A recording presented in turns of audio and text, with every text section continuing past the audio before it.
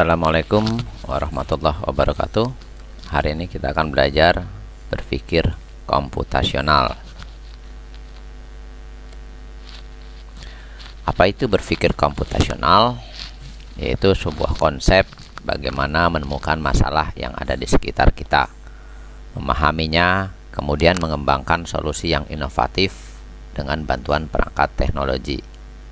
Meskipun begitu, konsep berpikir komputasional dapat juga diterapkan dalam berbagai bidang kehidupan manusia, seperti ekonomi, sosial, bahkan di rumah sehari-hari pun kita bisa menggunakan konsep berpikir komputasional.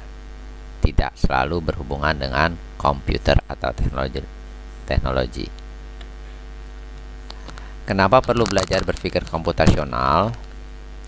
Teknologi terus berkembang dan mengubah cara kita melakukan berbagai hal, termasuk cara kita berkomunikasi dengan orang yang kita cintai, bagaimana kita melakukan penelitian untuk proyek sekolah, dan cara kita mengelola usaha.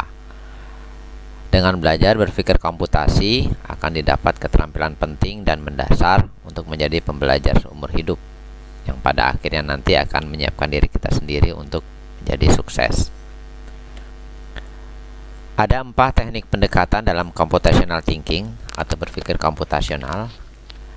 Pertama adalah decomposing atau dekomposisi, kemudian pattern recognition atau pola pengenalan pola, abstraction atau abstraksi, dan yang terakhir adalah algorithms atau algoritma. Dekomposisi yaitu suatu teknik untuk memecah atau menguraikan masalah besar dan kompleks menjadi masalah-masalah yang lebih kecil dan lebih sederhana, sehingga mudah dikelola dan dipahami. Kemudian dicari solusinya. Kita bisa lihat ada suatu masalah kita temukan, kemudian dari masalah yang besar tadi kita uraikan menjadi beberapa masalah-masalah kecil. Baru kita cari solusi dari masalah kecil-kecil yang tadi, sehingga secara tidak langsung nanti akan menyelesaikan masalah yang besar. Seperti itu. Untuk contoh dekomposisi, kita bisa melihat misalnya kita memiliki sepeda, ketika kita kendarai bunyi tak-tak. Bagaimana ini sepeda ketika kita kendarain kok bunyinya tak-tak? Ayo kita dekomposisi.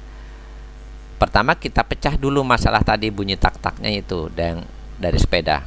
Apa? Kita pecah jadi kita uraikan jadi masalah kecil. Satu, apa penyebab dari bunyi tak-tak? Kita harus tahu itu.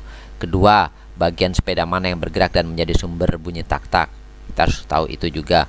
Bagaimana cara memeriksa dan menentukan sumber bunyi tak-tak? Kemudian bagaimana cek bahwa perbaikan sudah benar? Selanjutnya adalah mencari solusi dari masalah-masalah yang telah kita dekomposisikan itu. Jadi kita harus cek apa penyebab dari bunyi tak-tak. Kita harus cari tahu dulu. Bagian sepeda mana yang bergerak dan menjadi sumber bunyi tak-tak, kita harus juga cari tahu. Nah, ketika 4 poin ini sudah ketemu, maka itu menjawab permasalahan dari yang atas. Mengapa sepeda kita berbunyi tak-tak ketika dikendarain? Itu contoh dekomposisi. Pengenalan pola, kemampuan melihat persamaan atau perbedaan pola yang terdapat pada masalah-masalah kecil yang telah diuraikan pada proses dekomposisi untuk menggunakan solusi yang efisien. Jadi setelah masalah tadi kita uraikan dari masalah besar, kita bisa melihat pola dari masing-masing masalah kecil tadi. Contoh, saya ingin buat rumah, kemudian saya lihat rumah umumnya ada yang seperti ini. Ada 2 rumah saya umpamakan. Saya bisa melihat polanya. Oh, untuk atap biasanya mereka pakai yang segitiga, maka saya buat segitiga. Oh, untuk dari pintu atau pintu depan memakai pola lingkaran, maka saya memakai lingkaran. Begitu seterusnya. Untuk contoh pengenalan pola agak berbeda. Kita kembalikan ke suatu persoalan matematis. Misalnya ada deret bilangan 2, 6, 10, 14, 18. Jika ditanya bilangan ke 6 berapa, maka kita harus mengenal pola dulu. 2, 6, 10, 14, 18. Kira-kira polanya apa? Ya. Maka ditemukanlah polanya. Ternyata setiap bilangan ditambah 4. Dimulai dari angka 2. 2 tambah 4, 6. 6 tambah 4, 10. 10 tambah 4, 14. 14 tambah 4, 18. Ini polanya. Berjumlah 2, sehingga dapat diketahui bilangan ke-6 adalah 18 ditambah 4, jadi 22. Pola tidak dibatasi dengan perubahan bentuk, tetapi juga dapat berupa perubahan angka, perubahan arah, dan berbagai wujud seperti daun, pohon, perputaran planet, dan lain sebagainya. Kemudian abstraksi. Abstraksi itu adalah suatu teknik untuk menemukan informasi yang penting dan informasi yang tidak penting, kemudian membuang informasi yang tidak penting sehingga kita dapat fokus pada hal yang akan dilakukan. Jadi abstraksi intinya adalah membuang informasi yang tidak kita butuhkan atau tidak penting. Contoh, tadi di gambar ini ada 6 bulatan, 3 bulatan merah dan 3 bulatan putih. Kalau kita ingin membuat bola bowling, maka dibutuhkan berapa lingkaran? Hanya 3. Berarti yang 3 tadi tidak dibutuhkan, kita buang. Seperti itu. Untuk lebih jelas kita lihat contoh abstraksi. Misal ada rumus luas persegi panjang P kali L, panjang kali lebar, maka ditanya berapa luas persegi panjang ABCD. ABCD ini adalah suatu persegi panjang. Diketahui bujur sangkar warna merah dengan ukuran 2 cm, persegi panjang lainnya berwarna oranye dengan ukuran 4 cm. Bagaimana mengabstraksinya?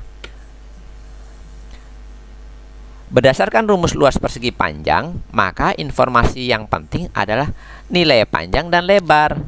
Hanya panjang dan lebar dari persegi panjang ABCD.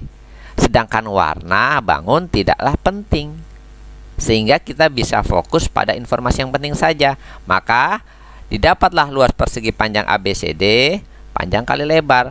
Panjangnya adalah 4 ditambah 2 dikali 2, sehingga luasnya adalah 12 cm persegi. Jadi kita buang informasi yang tidak penting apa? Warna. Karena kita tidak butuh warna. Karena yang dibutuhkan adalah untuk mencari luas, maka dibutuhkan panjang dan lebar saja. Selanjutnya algoritma, yaitu suatu teknik untuk mengembangkan langkah-langkah atau aturan-aturan yang harus dilakukan untuk memecahkan masalah yang ada.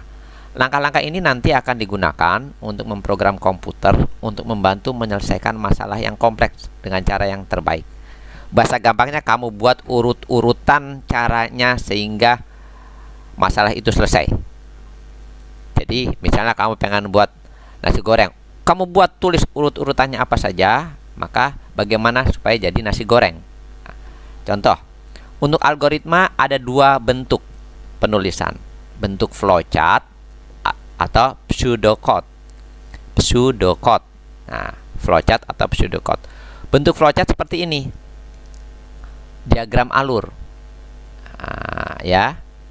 Sedangkan pseudocode itu tulisan, teks. Jadi ada 2 bentuk algoritma, flowchart dan pseudocode. Nah, sekarang kita pelajari apa itu flowchart. Flowchart adalah diagram yang mewakili kumpulan dari instruksi-instruksi. Flowchart itu adalah program atau diagram yang mewakili kumpulan dari instruksi-instruksi. Jika program atau tata cara yang kita tulis banyak percabangan, maksudnya percabangan itu ya atau tidak, akan lebih mudah dipahami jika kita menulisnya dengan flowchart. Flowchart itu mengalir dari atas ke bawah dan kiri ke kanan. Jadi kita bisa buat flowchart itu dari atas ke bawah atau dari kiri ke kanan.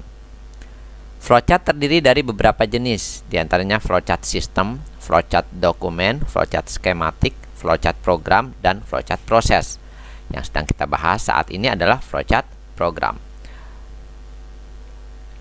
Ini ada beberapa simbol flowchart. Perhatikan simbol terminator, permulaan, end, start, end pakai ini simbolnya, alur urut-urutannya. Jadi dari habis ini kemana ini pakai alur. Preparation ini inisialisasi, harga awal kita jarang memakai. Proses itu adalah suatu perintah, perhitungan atau pengolahan data atau instruksi perintah, kita pakai kotak. Input data seperti jajaran genjang ini atau trapesium ini, ini bentuknya input.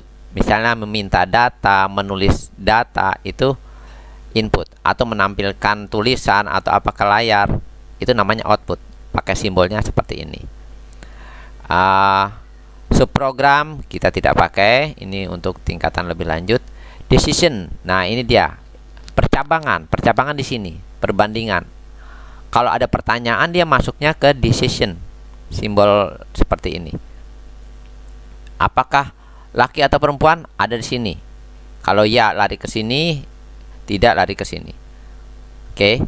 On page connector, penghubung dari flowchart 1 dengan flowchart 2. Off page itu kalau berbeda halaman. Misalnya satu lembar pertama flowchart ini, lembar kedua, maka hubungannya pakai ini. Tapi kalau masih dalam satu halaman, pakai yang lingkaran.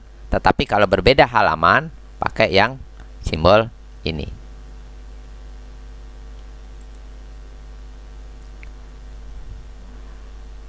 Perhatikan contoh flowchart. Terminator mulai, selesai. Input, decision, proses. Start mulai, input data KTP, kemudian ada decision, pertanyaan, sakit, apakah sakit? Kalau ya, buat alur perintah, cek dokter. Perintahnya, instruksinya adalah cek dokter. Tapi jika tidak sakit, maka isolasi diri. Selesai. Ini flowchart. Ada flowchart yang agak lebih rumit, misalnya seperti ini. Kita mulai, masukkan bilangan bulat. Ini input, proses, bilangan dibagi 2 dengan operasi sisa bagi. Apakah sisa baginya 0? Nah, ini ada decision. Kalau iya, masuk, tampilkan genap.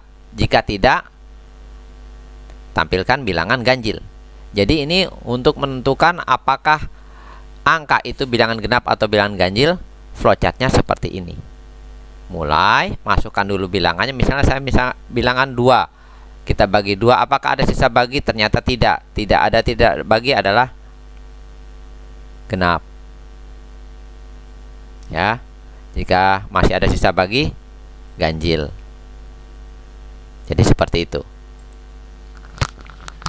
Pseudocode.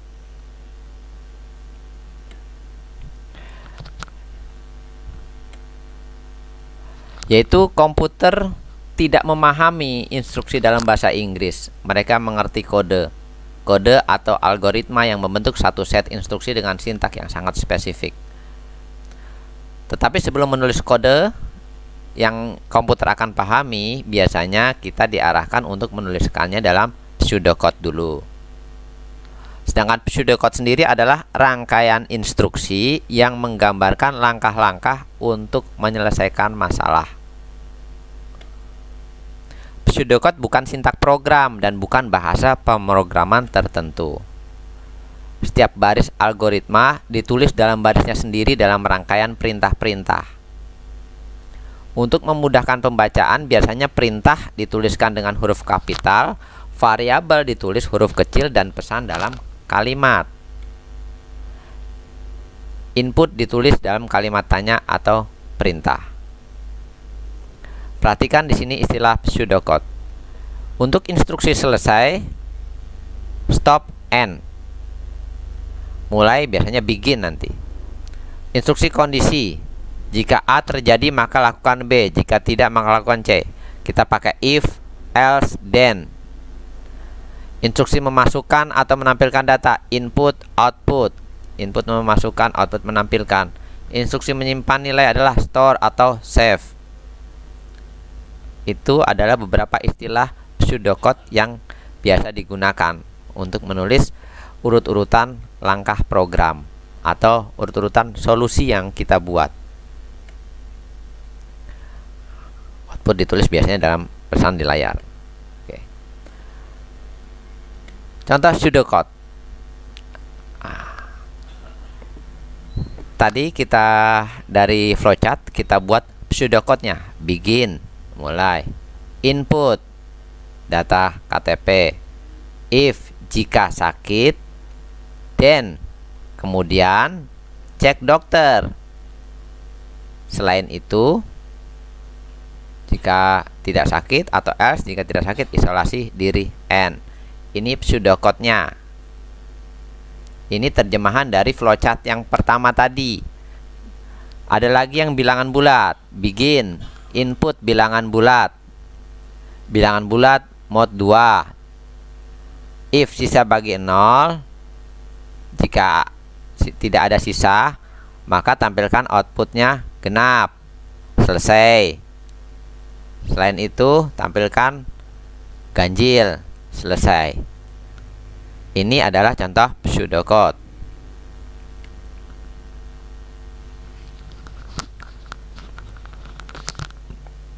Tahap selanjutnya, setelah tadi penggunaan algoritma, kita lakukan evaluasi.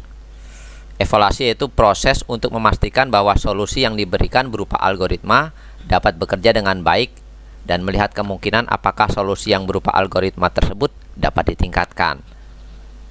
Cara ngevaluasinya yaitu periksa algoritma yang sudah kita tadi susun urut-urutan langkah-langkahnya, apakah mudah dimengerti. Itu yang pertama. Kedua, apakah sudah lengkap. Yang ketiga, apakah efisien. Efisien itu hemat, dalam arti tidak banyak sumber daya yang kita pakai, itu efisien. Kemudian apakah sesuai kriteria desain, maksudnya sesuai nggak dengan hasil nantinya, seperti itu. Contoh hasil evaluasi misalnya, setelah dari algoritma kita cek, kemudian dengan detail kita evaluasi, hasilnya misalnya oh ternyata hasilnya tidak dikomposisi dengan benar.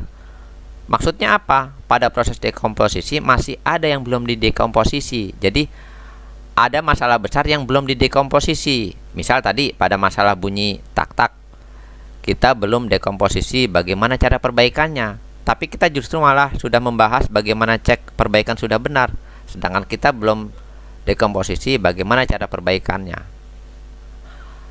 Kemudian jika hasil evaluasinya tidak lengkap, misalnya ternyata itu ada bagian permasalahan yang belum diselesaikan. Misal tadi bunyi tak-tak, ada satu yang belum kita dekomposisi, yaitu bagaimana cara perbaikan. Maka nanti algoritma yang dihasilkan pasti belum selesai, akan ada sesuatu yang salah. Makanya ada bagian permasalahan yang belum diselesaikan. Tidak efisien. Nah tadi saya bilang, ketika langkah-langkah tadi dijalankan, apakah menggunakan sumber daya yang lebih banyak atau tidak? Kalau lebih banyak, bisa nggak dihemat? Seperti itu. Dan yang terakhir adalah tidak sesuai dengan desain. Maksudnya bagaimana?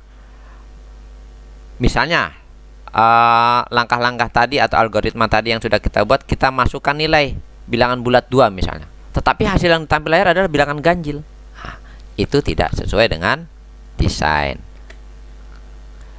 Kesimpulan terakhir, ingat, pemikiran komputasional melibatkan langkah-langkah berikut: dekomposisi, memecah masalah menjadi beberapa bagian, pengenalan pola, identifikasi kesamaan dari masalah yang sudah kita dekomposisi tadi, polanya yang sama, abstraksi, buang informasi yang tidak penting sehingga kita bisa fokus pada yang penting saja, penulisan algoritma, menulis kode urut-urutan yang jelas, step by step, ya. Gunakan informasi yang mudah dimengerti, mau pakai flowchart atau pseudocode terserah. Kemudian evaluasi. Terakhir evaluasi adalah menemukan bug dalam algoritma atau error atau kesalahan dan memperbaikinya, itu evaluasi. Jadi nanti pas saat sudah dievaluasi ketahuan mana yang salah kita perbaiki. Ketika sudah kita perbaiki maka hasil yang dihasilkan nanti akan menjadi benar dan tanpa error. Terima kasih atas perhatiannya untuk hari ini. Semoga sehat selalu dan semangat. Wabillahi taufiq wal hidayah. Wassalamualaikum warahmatullahi wabarakatuh.